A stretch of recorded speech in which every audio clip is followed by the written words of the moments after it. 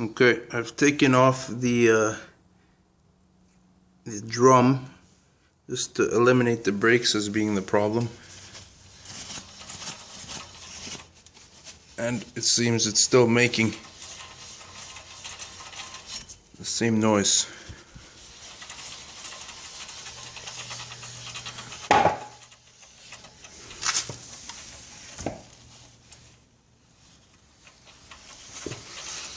I don't see it rubbing against anything.